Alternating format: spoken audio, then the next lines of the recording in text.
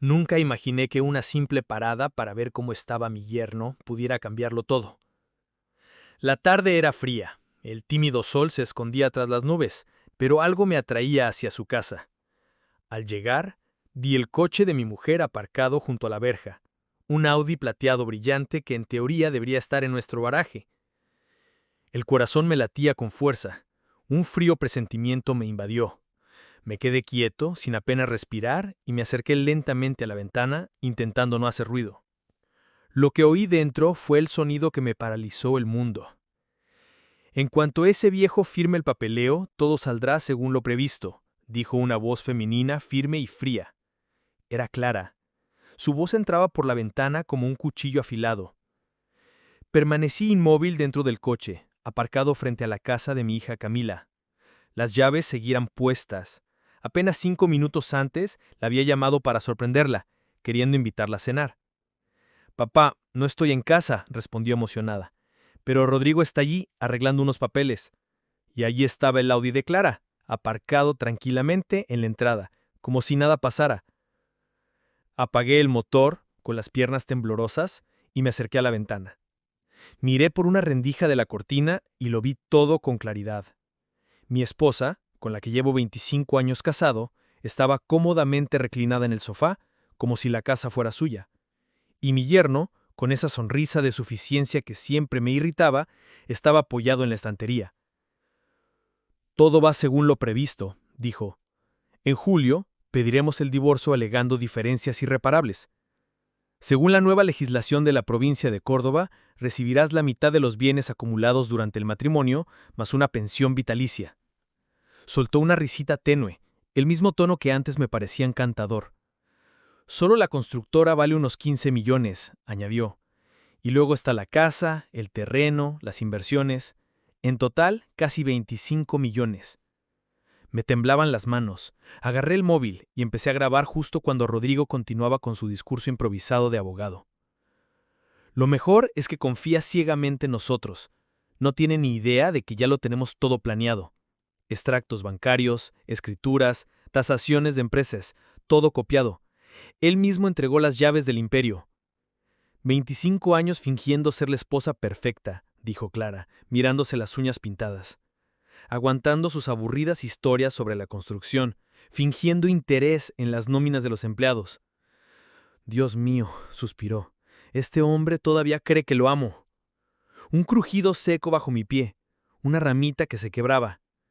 Dentro guardaron silencio al instante y volvieron la vista hacia la ventana, como ciervos que oyen un disparo lejano. Me apreté contra la pared de ladrillos, con el corazón acelerado y las palmas de las manos sudando, a pesar del frío de afuera. «¿Has oído eso?», preguntó Clara con preocupación. «Debió ser el gato del vecino», respondió Rodrigo, despreocupado. «Te preocupas demasiado. Yo también lo haría si fuera tú. ¿Y si César se entera?» «No lo sabe», rió Rodrigo. «Aunque se lo echemos en cara, no lo entenderá. Para octubre estarás divorciado, con dinero en el bolsillo y haciendo lo que quieras con quien quieras», añadió con seguridad. Luché por no moverme. El teléfono seguía grabando. Cada palabra estaba ahí, grabada. 15 minutos después volví al coche, pero ya era otra persona. 25 años de matrimonio reducidos a un frío juego de estrategia legal entre mi mujer y mi yerno. Esa carpeta amarilla sobre la mesa me atormentaba. Meses recopilando documentos, haciendo planes secretos, mientras trabajaba 15 horas al día para mantenerlo todo. Me sentí al volante, mirando las manos con las que había construido mi negocio desde cero, las manos que habían llevado a Clara al altar, cuando su padre ni siquiera había aparecido a la ceremonia. Y en mi mente resonaban las palabras: «¿De verdad cree que lo amo?». Y sí, lo creía. Hasta hoy. La puerta principal se abrió justo cuando cogí las llaves del contacto. Clara salió primero, con el bolso al hombro, caminando como si fuera un día cualquiera. Rodrigo apareció justo detrás de ella, ajustándose la corbata con la seguridad de un abogado experimentado. No esperaban verme ahí. La sorpresa en el rostro de Clara fue como una bofetada. Su voz se tensó. «César, ¿qué haces aquí?». Hice un esfuerzo por aparentar calma, aunque por dentro todo se desmoronaba. «Pasé a ver unas obras por aquí cerca», Mentí, bajando tranquilamente del coche. Pensé en aprovechar para saludar a Camila. Rodrigo dio un paso al frente, colocándose frente a Clara como un auténtico escudo legal. Me miró fijamente, intentando encontrar algún fallo en mi historia. Clara intervino rápidamente. Camila no está. Yo estaba ayudando a Rodrigo con unos trámites para un cliente. Lo dije con dolorosa facilidad, como si hubiera ensayado cada palabra durante años. ¿Cuántas veces me había tragado mentiras parecidas sin darme cuenta? Mantuve la expresión neutral. Le recordé a Clara que esa mañana me había dicho que tendría que trabajar hasta tarde para una presentación. Por un instante, una expresión de pánico cruzó su rostro. Me dolía la cabeza, me fui temprano. Qué lástima. Me imagino que Rodrigo debe de estar saturado de trabajo. Asuntos complicados, ¿verdad? Reparto de bienes. Respondió automáticamente, en piloto automático. De un cliente. Si todo a mi alrededor no estuviera desmoronándose, me habría reído de lo patética que era la escena. Clara me preguntó si llevaba mucho tiempo ahí. Acabo de llegar, respondí, forzando una sonrisa. ¿Por qué? Sonrió nerviosa. Pareces tensa. Era irónico. La mujer que llevaba meses planeando mi ruina financiera me preguntaba si estaba bien. Casi me reí. Todo bien, solo un día largo, ya sabes cómo es. Asentí a Rodrigo como disculpándome por la interrupción. No te molestaré más. Ya casi terminábamos, no te preocupes. Al sentarme en el asiento del conductor, fingí recordar algo importante. Ah, claro. Clara, te llamaron de la clínica. Quieren reprogramar tu cita de rutina. Parece que el tiempo no te cuadra con el trabajo. Un instante de profunda confusión se dibujó en su rostro como si el tiempo se hubiera congelado. Debe haber algún error, murmuró. Llamaré para confirmar. Claro, estas cosas pasan. Arranqué el coche y salí del garage. Por el retrovisor los vi a ambos inmóviles. Al poco rato se acercaron rápidamente y empezaron a susurrar. Ese triángulo de traición ya no era una vaga sospecha, era la cruda realidad. Sabían, o al menos sospechaban, que yo había visto algo, pero no tenían idea de que tenía casi 50 minutos de grabaciones en mi teléfono. Un audio claro, nítido e imperceptible. Y eso lo cambió todo. Me incorporé al tráfico, mis manos en el volante ya no temblaban. La impresión dio paso a una frialdad calculadora. Creí en estar jugando al ajedrez contra un ciego. Pronto descubrirían lo equivocados que estaban. Los 15 minutos de viaje hasta mi casa transcurrieron en un abrir y cerrar de ojos. Semáforos, rotondas, otros coches, todo en piloto automático. La furgoneta giró sola hacia la rotonda que conducía a nuestra calle residencial, pasando por los jardines que cuidaba un jardinero, al que nunca contraté porque Clara dijo que no tenía tiempo. Pasé por la fuente que había instalado para nuestro aniversario. Y allí estaba, la casa que construí con mis propias manos en 1995. Cada viga, cada ladrillo, cada planta era un testimonio de mi amor por una mujer que ahora quería arrebatármelo todo. Salí del coche y sentí el silencio. No era un silencio apacible, sino un vacío doloroso. Antes, Clara llenaba la casa con sus conversaciones sobre los vecinos, quejas sobre el café de la esquina, quejas sobre los precios del mercado, y me preguntaba cuántas de estas cosas eran sinceras y cuántas solo un montaje. Sobre la chimenea aún colgaba nuestra foto de boda, 15 de diciembre de 1987. Clara, vestida de marfil, que brillaba bajo la suave luz del salón, con una sonrisa radiante y juvenil. Yo, con un traje alquilado, estaba de pie a su lado, con aspecto ridículo pero genuinamente feliz.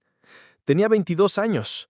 Trabajaba como secretaria en una empresa cliente en una concurrida calle de la ciudad. Yo, a los 37, por fin veía a mi constructora tomar forma tras una década de duro trabajo y noches en vela. Nos conocimos en una fiesta de Año Nuevo, mientras reformaba su oficina. Se rió de mis chistes malos sobre cemento y ladrillos. Yo, sin saber si me correspondería, me arriesgué a invitarla a cenar. Aceptó tan rápido que parecía que lo estaba esperando. Esa primera noche, en un restaurante italiano, terminó a medianoche hablando de sueños. Compartí mi deseo no solo de construir edificios, sino de crear hogares donde la gente pudiera sentirse segura. Me miró con esos ojos abiertos y dijo, no se construyen casas, se crean refugios para las familias. 6 meses después, le propuse matrimonio a Clara. En la mesa de la cocina, entre facturas y papeles dispersos, había una delicada tarjeta que decía, nuestro último aniversario, 25 años. La misma letra azul, precisa y cuidadosa, que reconocería en cualquier lugar. Querido esposo, gracias por hacer realidad todos mis sueños, por los próximos 25 años de felicidad. Con amor, Clara. La palabra amor ahora sonaba vacía, casi como una cruel ironía. Entré en la sala y me detuve frente a las estanterías repletas de fotos de nuestra hija Camila de niña. Yo mismo había capturado muchos de esos momentos durante mi embarazo de Clara. El 8 de junio de 2000 nació nuestra hija, pequeña, arrugada y llorando a gritos, pero para nosotros un milagro. Clara la abrazó con ternura como si hubiera nacido para ser madre. Esos primeros años fueron los mejores. Clara se entregó por completo. Reuniones escolares, actividades extraescolares, fiestas de cumpleaños con payasos y pasteles decorados. Lo grababa todo con su cámara sin perderse ni un solo instante. «Eres el mejor papá del mundo», me dijo el día de la graduación de Camila en el instituto. Lloró al ver a nuestra hija recibir su diploma. «Todo lo que logres será gracias a ti», dijo. «No nosotras, a mí». En ese momento las grietas ya estaban ahí. Me hundí en el sofá, el mismo que Clara siempre había odiado, porque lo encontraba feo y arruinaba la decoración de la sala. Todo me invadió como una ola. El crucero de cumpleaños por la Patagonia, cuando se emocionó al ver ballenas y glaciares. La graduación universitaria de Camila, donde lloramos juntas. Navidades llenas de luces, adornos y un alegre caos familiar. Y entonces llegó el cambio. Gracias por cuidarnos, se convirtió en merecemos más. De repente, los regalos se convirtieron en obligaciones y la gratitud en una exigencia constante. Regresó la grabación de mi celular. 25 años fingiendo ser la esposa perfecta, dijo la voz de Clara. Hacía mucho que no me amaba, tal vez nunca lo hizo. Cada gesto de cariño, cada cumpleaños celebrado, cada te amo susurrado en la oscuridad, era parte de una estrategia. No emoción, sino cálculo. Así que trabajaría más duro, ganaría más, construiría nuestro imperio. No era amor, era una inversión. Y ahora ella lo quería todo. Lo que me dominaba no era la ira, sino una frialdad calculada y quirúrgica. Clara creía que estaba jugando a largo plazo, con un plan infalible para llevárselo todo e irse sin hacer ruido. Pero no sabía con quién estaba tratando. No sabía que yo fui quien construyó la constructora Silva desde cero, empezando con un coche viejo y una caja de herramientas. Décadas firmando contratos con ayuntamientos, liderando equipos, negociando con gente mucho más dura que ella. Era hora de pensar con claridad, de entender dónde empezó todo a desmoronarse. La respuesta fue inmediata. 2020, el año en que ganamos la licitación para construir el nuevo centro del distrito. 50 millones en 3 años, el contrato más grande en la historia de la empresa. Esa noche, volví a casa esperando celebrar con champán, abrazos y orgullo. Pero Clara estaba sentada en la sala, con una revista inmobiliaria abierta en el regazo. La calculadora reposaba sobre sus muslos. «Ya podemos comprar la casa de la calle Santa Clara», dijo sin siquiera mirarme. «La de la entrada curva y la piscina. La familia Martínez pide 4.5 millones. Ni una palabra sobre mi logro. Ni un «felicitaciones». Solo una pregunta silenciosa. ¿Qué ganaría ella? Intenté decirle que el contrato aún no se firmaba, que aún faltaban planos, aprobaciones y un equipo, pero respondió sin dudar. La ciudad está obligada a pagar, el dinero está garantizado. Lo discutimos durante horas. Tenía cada detalle escrito hasta el último centavo. Casa, club, viajes, coches, todo en singular, para ella. ¿Yo? Ni siquiera lo mencionó. En ese momento, debería haber sentido la creciente distancia entre nosotros, pero estaba demasiado ocupado haciendo cuentas para entender lo que realmente quería. En 2021, sus exigencias aumentaron. Ya no se trataba solo de la casa lujosa o el viaje de ensueño. El club exclusivo se volvió indispensable, sobre todo después de que aceptaran a los Silva. Nuestra casa de campo, a la orilla del río, se convirtió en el hazmerreír, vergonzosa al lado de las mansiones donde los Ramírez veraneaban. Clara empezó a soltar insinuaciones venenosas disfrazadas de inocentes. Otros maridos saben cómo hacer feliz a una mujer, soltó una noche, interrumpiendo la cena. Cuando la intimidad se desvaneció, apenas me di cuenta. Pensé que era la edad, el estrés, cosas normales después de tantos años juntos. Luego vinieron los dormitorios separados, supuestamente por mis ronquidos. Habíamos dormido juntos durante 20 años sin una sola queja, y ahora de repente ya no lo soportaba. Las conversaciones en la mesa se convirtieron en monólogos sobre las compras, los vecinos, el coche que le regaló su marido. Porque la valora, porque sacrificó su carrera por el matrimonio, decía Clara. Esa frase seguía resonando en mi cabeza. Sacrificio. Ella, que vivía en una casa construida con mi sudor, sostenida por mi trabajo constante. El romance con Rodrigo empezó a parecer extraño poco después de la boda de Camila. Fue en septiembre de 2023 cuando Clara empezó a hacer preguntas raras sobre el derecho al divorcio. Imagínate que una amiga quiere separarse, pero su marido esconde bienes, decía con fingida inocencia. Luego vinieron las llamadas que contestaba en otras habitaciones, supuestamente reuniones del club de lectura o de beneficencia.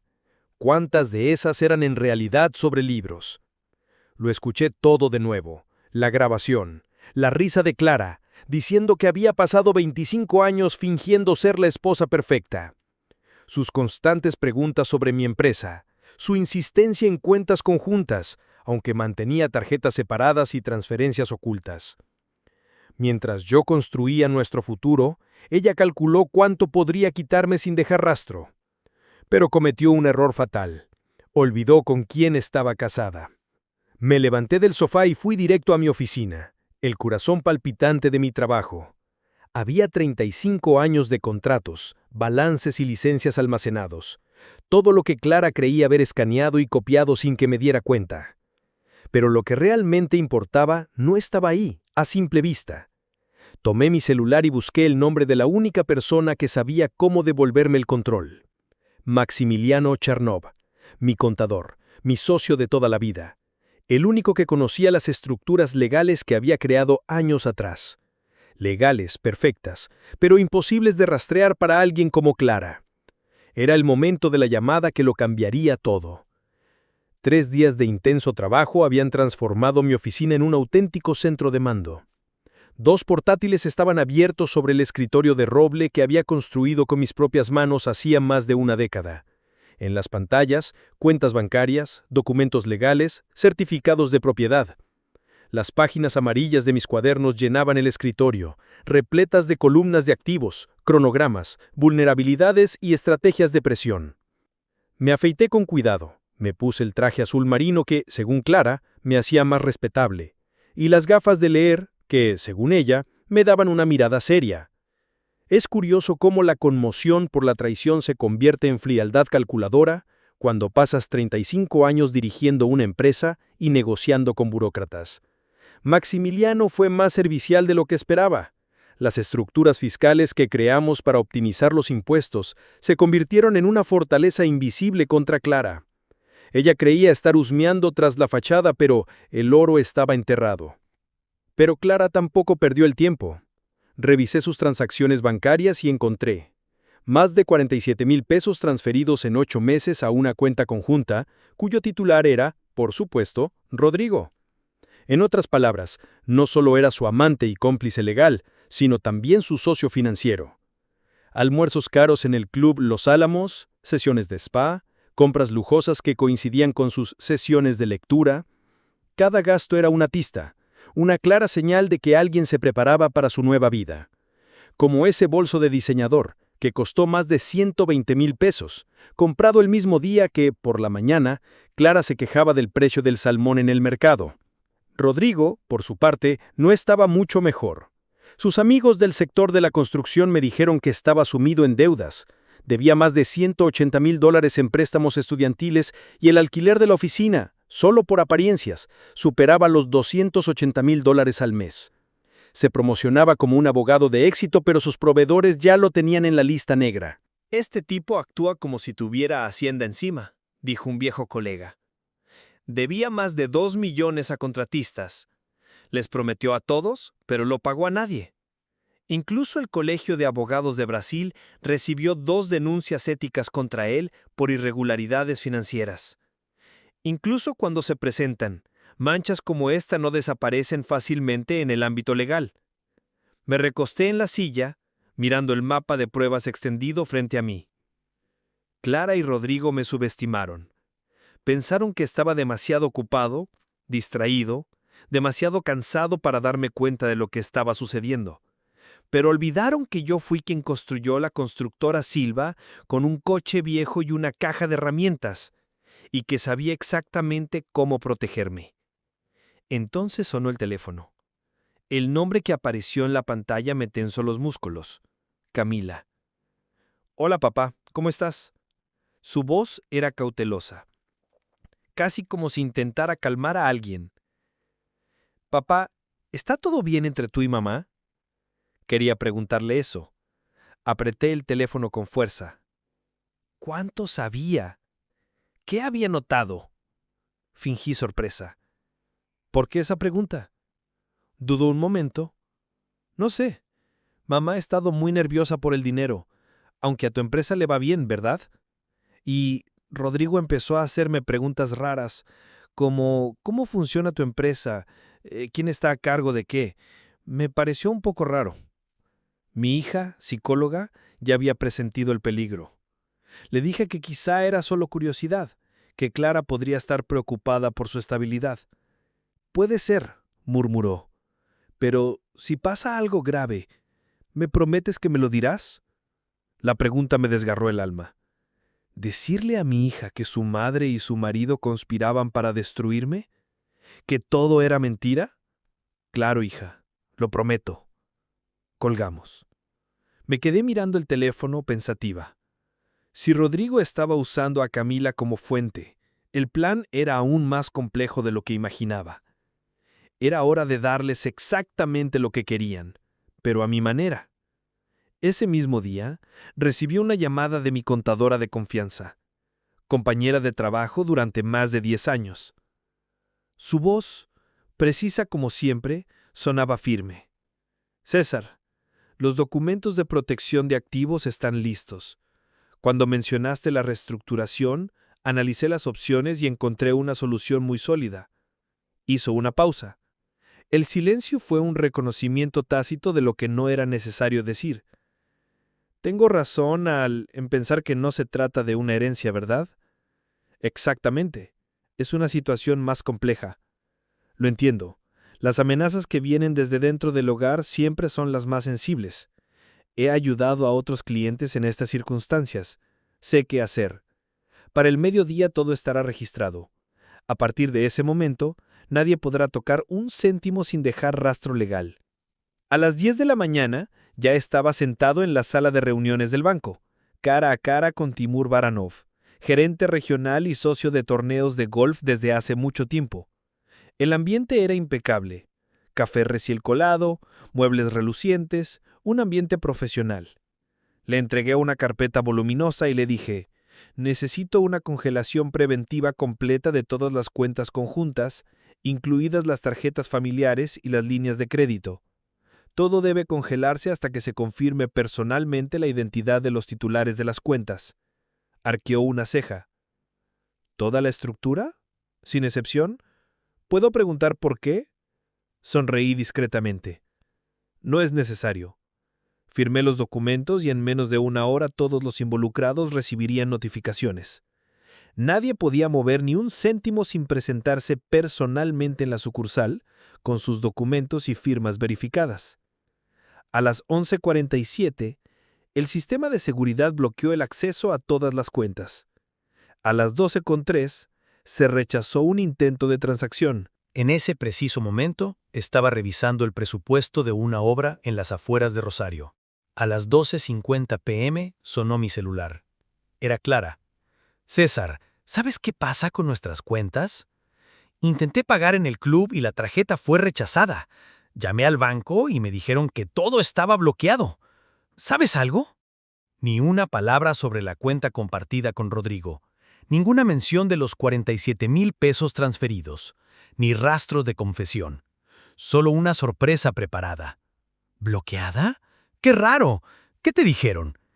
Que necesitamos confirmar nuestra identidad en persona. ¡Qué vergüenza! Estaba con Gabriela, la esposa del alcalde, y no podía pagar el almuerzo. ¿Quieres humillarme, César? Su preocupación no era el plan frustrado, sino la vergüenza social. La conocía demasiado bien. Hablaré con Timur, respondí. Debe haber algún error. No me importaba. Fui directo a la obra, respirando el olor a cemento fresco, charlando con los obreros, revisando los planos, para estar entre gente que me respetaba por lo que estaba construyendo. Mi móvil no paró de sonar en toda la tarde. A la 1:47 p.m., otro mensaje de Clara. Sigo sin poder acceder a la banca en línea. ¿Es una broma? A las 2:23 p.m. La secretaria de Baranov dijo que está ocupado todo el día. ¿Puedes hablar con él? A las 3:15 p.m. Incluso la tarjeta adicional está bloqueada. Me has dejado sintiéndome como un mendigo. ¿Qué pasa? Cada mensaje me proporcionaba un alivio sombrío. Durante 25 años le había ofrecido seguridad financiera completa. Y ahora, por primera vez, sentía lo que era no tener control económico. No por venganza, sino por justicia. Pero el momento más revelador estaba por llegar. A las 16:30 recibí una llamada de Mikhail Rudenko, el investigador privado que había contratado para asuntos corporativos. Su voz era directa y urgente. Hemos detectado la actividad de Rodrigo. Intentó acceder a la cuenta conjunta con su esposa 3 veces. Al no poder hacerlo, intentó retirar dinero de otro fondo.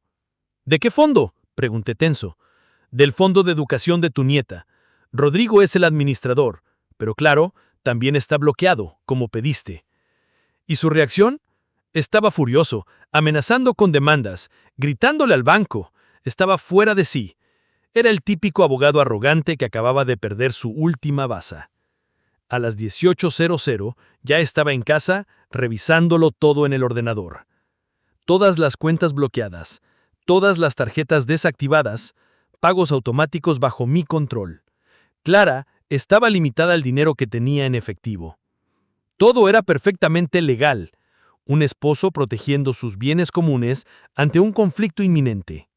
El banco me apoyó, pero lo que entendieron ese día fue aún más importante.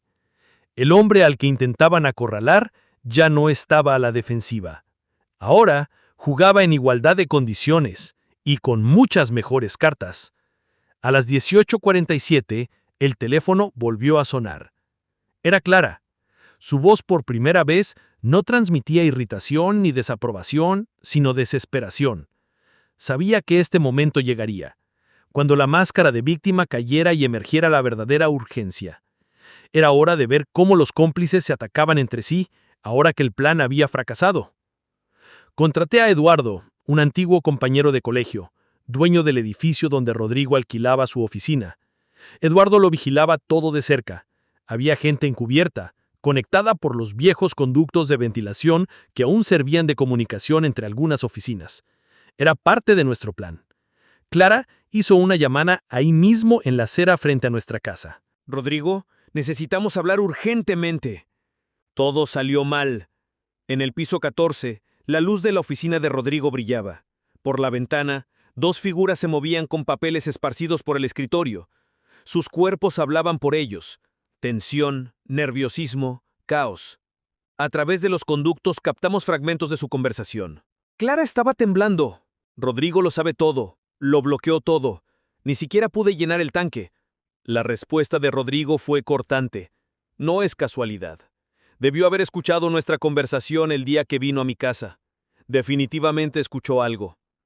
¿Cuánto?, preguntó ella, como si temiera la información más que al propio hombre. Suficiente. Si no, no lo habría congelado todo. Hubo una pausa. Tenemos que asumir lo peor. Quizás lo grabó todo. El silencio que siguió fue como un disparo en la noche. Se dieron cuenta juntos de que el ingenuo César podría estar varios pasos por delante. ¿Y ahora qué?, preguntó. Date prisa, basta de rodeos. El lunes solicitaré el divorcio con medidas cautelares urgentes. La estrategia era clara. Victimización total. Alegaremos abuso financiero, que te restringe el acceso al dinero, que te aísla. Clara se interesó de inmediato. Suena convincente. Es convincente. Lo presentaremos como un hombre controlador que usa el dinero para manipularte. La congelación de tus cuentas será la prueba. El crujido de papeles se mezcló con la arrogancia en la voz de Rodrigo. Necesitamos enumerar las presiones psicológicas, cuando gastabas sin consultarte, cuando criticabas tus compras, cuando limitabas tus tarjetas de crédito. Clara dudó. Pero nunca fue controlador. Siempre me lo dio todo. Así que lo presentaremos como dependencia emocional, que usó su generosidad para hacerte sentir que no podías vivir sin él. El cinismo era repugnante. 25 años de esfuerzo reducidos a un plan para pintarme de maltratador. ¿Y Camila?, preguntó Clara con incertidumbre. Al principio no lo creerá, y eso nos conviene, respondió Rodrigo. Su reacción distante servirá de prueba de que César la manipuló. Diremos que convenció a Camila de tu supuesta inestabilidad. ¿Quieres que mi hija se vuelva contra su padre? Quiero asegurar tu futuro económico. Y si ella, como psicóloga, duda de ti, entonces su testimonio será la prueba técnica de que la familia era tóxica. Estaban dispuestos a usar a mi hija como arma, a distorsionar su cordura y convertirla en frialdad. Lo habían planeado todo hasta el último detalle. Cómo responder a las preguntas, qué aplicación usar, dónde se encontrarían. Era una guerra fría disfrazada de causa noble. Pero no sabían que mientras colocaban sus piezas en el tablero, yo ya movía las mías con mucha mayor precisión. A la mañana siguiente, Clara se reunió con Camila para su tradicional café mensual, una rutina que antes había sido cariñosa. Se sentaron en la misma mesa de siempre, pero esta vez Clara no quería hablar, quería manipular. Camila, estoy preocupada por tu padre. Se comporta de forma extraña. Creo que tiene un problema mental. Mi hija, con la mirada clínica de quien lleva años estudiando gestos y silencios, dejó la taza con una calma cortante. ¿Qué te hace pensar eso? Lo controla todo. Me cortó el acceso al dinero. Dice que es por seguridad bancaria, pero después de 25 años sé que es un castigo. Quizás ya se dio cuenta de que quiero el divorcio. Espera, ¿quieres el divorcio? ¿No era él quien te frenaba? El análisis cayó como una piedra. Su propia hija lo desmanteló, sin levantar la voz. Solo digo que se comporta de forma extraña, se defendió, y como psicóloga deberías darte cuenta. Como psicóloga te digo que los cambios drásticos tienen una causa. ¿Qué pasó hace 3 días? Clara se quedó sin palabras. Camila ya no la veía como una madre, sino como un caso clínico. Mamá, no me estás pidiendo ayuda, me estás pidiendo que tome partido. ¿De eso se trata? Clara no respondió. Sabía que su historia no la había convencido, y que su hija, como profesional, jamás apoyaría una mentira tan obvia. Terminó su café, frustrada, y se fue. El papel de víctima nunca funciona sin público. Mientras tanto, una llamada telefónica lo cambiaría todo. Mi antiguo compañero, Vitaly Morozov, me dijo que el Colegio de Abogados había abierto una investigación formal contra Rodrigo. Se calló. Hay quejas de contratistas que dicen que cobró y no pagó. Usó dinero del fideicomiso para cubrir deudas personales. Me quedé impactado. Exactamente la misma cantidad que había visto salir de sus cuentas. ¿Testificarán? Con gusto, están furiosos, quebrados por su culpa. Pasé las siguientes 3 horas al teléfono. Hablé con un electricista de Entre Ríos, un plomero de Córdoba, un techador de Mendoza. Todos contaban la misma historia. Trabajaron, enviaron presupuestos y él desapareció con el dinero. Con todo esto preparé el expediente. A las 14:30 llamé a la escuela. Quiero denunciar a un abogado por mala praxis profesional. Tengo pruebas, nombres, fechas, montos, 3 testigos dispuestos a declarar. A las 16 horas enviaron la citación. A las 16:47 recibí un mensaje de Rudenko. Rodrigo salió de la oficina con 3 cajas. Iba conduciendo. ¿Seguimos? No hace falta, respondí. Sé exactamente a dónde va. Como imaginé, Rodrigo fue directo a casa de Clara. Cuando el castillo se derrumba, los conspiradores se apiñan como ratas, intentando flotar en el mismo tablero. Que se abracen, que intenten recoger los pedazos. Seguí recopilando pruebas, registros, datos. Esa noche me senté en mi oficina. Con la cálida luz de la lámpara sobre el escritorio, empecé a organizarlo todo. Llamadas, transferencias, reuniones, fechas clave.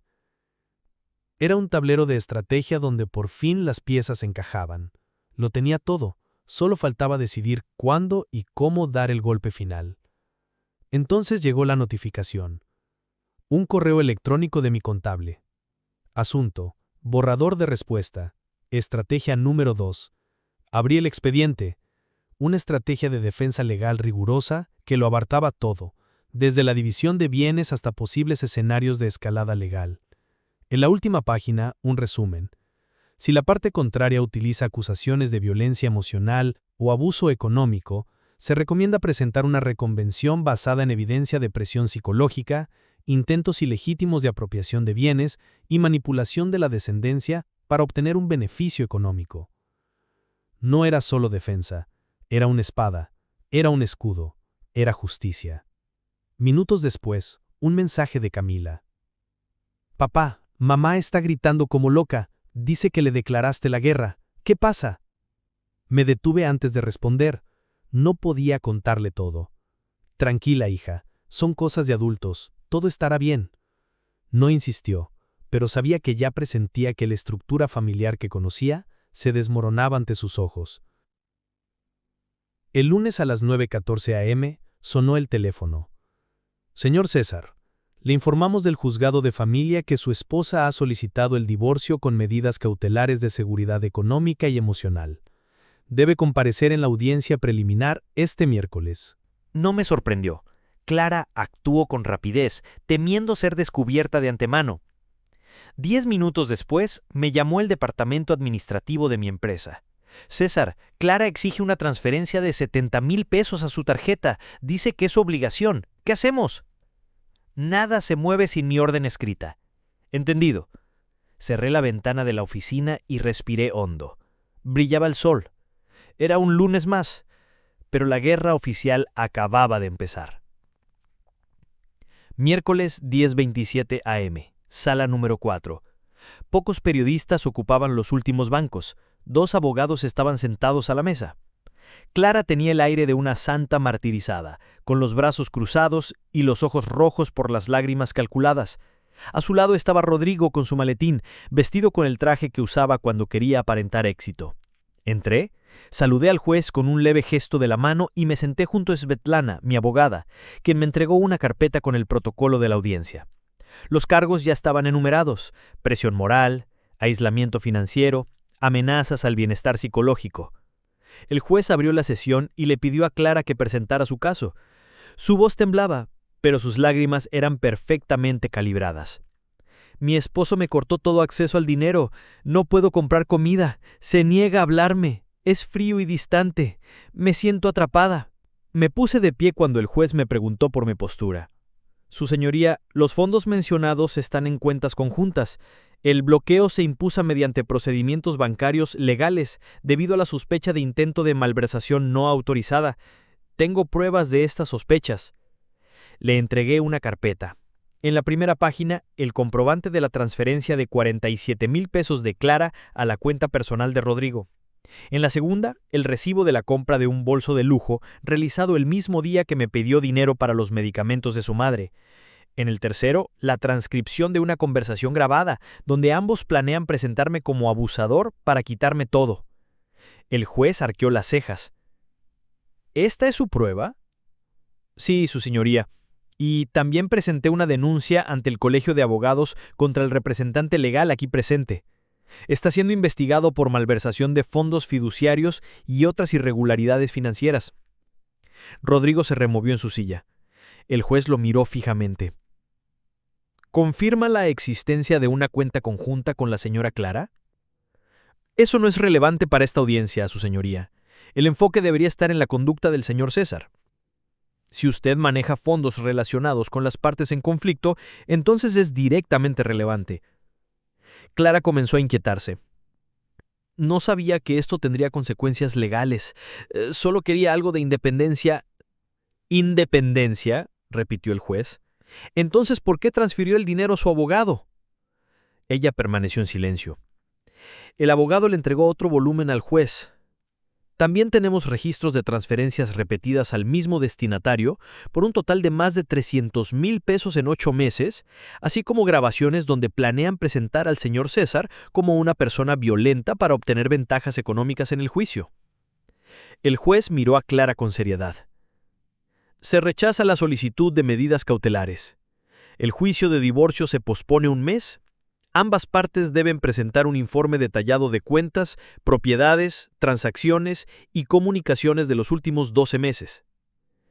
Cayó el mazo. Silencio.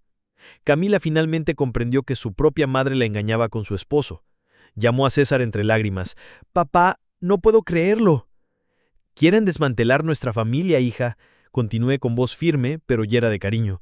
«Y para ello usarán cualquier cosa, mentiras, manipulación, incluso nuestra propia historia. Nos quitaron el pan y la sal cuando menos lo esperábamos». Camila respiró hondo, intentando recomponerse. «No quiero tomar partido, papá. Solo quiero la verdad. Quiero que todo esto termine». «Yo también la quiero», respondí. «Por eso necesitamos ser fuertes, unidos, no para luchar entre nosotros, sino para proteger lo que realmente importa, a ti y a tu hija». Me miró a los ojos, como buscando la fuerza que solo un padre puede dar. «Te prometo que te ayudaré, papá. No dejaré que te usen ni te destruyan». La abracé con ternura, sintiendo que, a pesar de la confusión, aún había esperanza. En ese momento, me di cuenta de que la verdadera batalla no era contra Clara ni Rodrigo, sino contra el silencio, la desconfianza y el miedo que intentaba separarnos. Y estaba decidida a no permitir que eso sucediera. «Enfrentaremos todo esto juntos, hija, paso a paso, y saldremos de esto más fuertes que nunca». Ella asintió, con lágrimas aún en los ojos, pero ahora con un nuevo brillo, el brillo de alguien que finalmente encuentra una razón para resistir. Y así, en ese simple momento, entre dibujos infantiles y promesas silenciosas, nuestra lucha por el futuro de la familia comenzó a cobrar un significado más profundo. «Si lo permites, este juego destruirá mucho más que un matrimonio». Con cada paso que daba la justicia, sentía como si el peso de la traición comenzara a aliviarse, aunque las cicatrices aún eran profundas. Camila mostró una fuerza que me llenó de orgullo y esperanza. El dolor de la ruptura se transformó en coraje para afrontar lo que viniera, uniendo generaciones contra las mentiras y la manipulación. Sabía que la batalla estaba lejos de terminar, pero aquella noche, al cerrar los ojos, por primera vez en mucho tiempo, vi un futuro posible. Un futuro en el que la verdad prevalecería, y nuestra familia, reconstruida sobre la honestidad y el amor, finalmente podría encontrar la paz. Ese momento fue un punto de inflexión, la culminación de años de lucha, pruebas, estrategia y, sobre todo, determinación. El acuerdo que sellé con Clara no era solo un documento, sino el símbolo de mi victoria sobre la traición y la manipulación. La empresa que había fundado, la riqueza que había amasado, estaban a salvo, al igual que la paz que por fin empezaba a recuperar. ¿Y Rodrigo? Bueno, desapareció. Quizás comprendió que el juego no valía la pena, o quizás simplemente no quería afrontar las consecuencias. Finalmente, tuve la certeza de que la verdad, incluso envuelta en dolor, es el cimiento más sólido que cualquiera puede tener, y que la familia que elegimos proteger es, al final, lo que nos mantiene en pie. El proceso disciplinario contra él continuó. Yo, a mi vez, regresé a casa.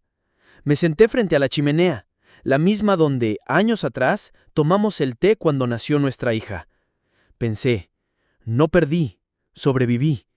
no a gritos ni a golpes, sino manteniendo la calma y la serenidad. Y en este mundo, eso vale más que cualquier victoria. Pasó un mes. Clara se fue de la ciudad. Solo me envió un mensaje. Necesito empezar de cero. Todo esto ha sido demasiado para mí. No respondí. Ese ya no era mi problema. Rodrigo desapareció en cuanto comenzó el proceso disciplinario en el colegio de abogados. Uno de los clientes presentó una demanda. Otro solicitó una indemnización por daños y perjuicios. Finalmente, el colegio de abogados le suspendió la licencia para ejercer la abogacía. Apeló por supuesto, como cualquier abogado orgulloso haría, pero ya era demasiado tarde. La mancha en su reputación estaba hecha. Y en la abogacía, la reputación sin confianza es como un martillo sin mango. Inútil. Camila se mudó conmigo. Durante el proceso de divorcio compartimos casa como antes. Preparé el desayuno. Ella llevó a mi nieta al jardín. Por la noche veíamos películas, hablábamos del pasado, de lo que podría haber sido, pero ella no se arrepentía, no se dejaba vencer. Era fuerte, una madre protectora, una hija agradecida. Una de esas noches, mientras compartíamos chimarrón en el porche, me dijo: «Papá, ¿sabes que de pequeña me parecías un poco pesada?» Reí, un poco incómoda. ¿Y ahora? Sonrió, dulce y sincera. Ahora veo lo fuerte que eres, cómo logras aguantar sin romperte, sin gritar, sin destruir, simplemente poniendo a cada uno en su lugar. Estoy muy orgullosa de ti. No era solo un cumplido, era un perdón silencioso por todos los momentos en que reprimimos nuestras emociones, por las palabras no dichas entre padre e hija. Un rato después salí al patio trasero y encontré una caja en la puerta, sin remitente ni sello. Dentro, una vieja foto enmarcada, nuestra boda. Al lado, una nota escrita con la inconfundible letra de Clara. Fuiste la mejor. No supe apreciarlo a tiempo. Perdóname. Sé. Cerré la caja y miré el cielo despejado. No lloré, solo sentí una calidez seca, como un viento que atraviesa una casa vacía. Hay perdones que no necesitan palabras. A veces el silencio es la forma más digna de cerrar un ciclo. 6 meses después fui a la casa de campo, la que construimos cuando Camila tenía 7 años. Me dediqué a arreglarlo todo con calma. Una nueva capa de pintura, un techo reforzado, el cobertizo restaurado. Fue un trabajo lento, pero me trajo paz. Un día Rudenko apareció con 2 botellas de cerveza en una bolsa. Se sentó a mi lado en el banco de madera bajo el porche. «¿Cómo estás, César?» «Vivo, en paz, tanto como fuera necesario». Me miró con esa mezcla de respeto y complicidad que solo da quien ha sobrevivido el infierno y se ha mantenido en pie. «Sabes, en mi trabajo he visto a muchos hombres derrumbarse. Tú no te derrumbaste. Aguantaste, cambiaste la situación, entendiste quién te apuñalaba y respondiste no con los puños, sino con inteligencia. Así es como debe ser un hombre». Sonreí en silencio. A veces el silencio es la respuesta más poderosa. En otoño viajé a Buenos Aires unos días, solo para despejar la mente, una pequeña vía de escape. Entré en una librería al azar y mientras miraba un estante escuché una voz familiar. «César». Me giré. «Eres Svetlana Orlova, mi abogada». Sin carpetas, sin formalidades, con un abrigo largo y un café en la mano. «¡Qué sorpresa!», dije, sorprendido, totalmente inesperado. «¿Cómo estás?» «Bueno, libre». «¿Y tú?» «Pensé que después de ese caso me olvidarías, pero no fue así». «¿Fui una clienta inolvidable?» «¿Por qué?» «Porque no buscabas venganza, solo querías defender lo que era tuyo. Eso es raro». Fuimos a una cafetería cercana. Hablamos de la vida, de libros, de niños. Cuando llegó el momento de despedirnos, me dijo: «Si vuelves a la ciudad, escríbeme. No como cliente, sino como persona». En ese momento me di cuenta de que el ciclo se había cerrado y que algo nuevo por fin podía comenzar. Hoy, mientras escribo esto, tengo 56 años. Vivo sola en la casa que construí para una familia que ya no está. Pero ahora está más tranquila. No está vacía, solo tranquila. No me he vuelto amargada ni desconfiada, solo más clara, más consciente de quién está a tu lado por amor y quién por interés propio. Margarita no ha vuelto a escribir. No la espero. Camila sigue cerca, firme y presente. Mi nieta ya lee sola, fortaleciéndose. Yo, a mi vez, construyo una terraza con mis propias manos. ¿Y saben qué? Soy feliz. Gracias por escuchar esta historia. Si te conmovió, dale a me gusta, suscríbete al canal y cuéntanos en los comentarios de qué ciudad eres y cuántos años tienes.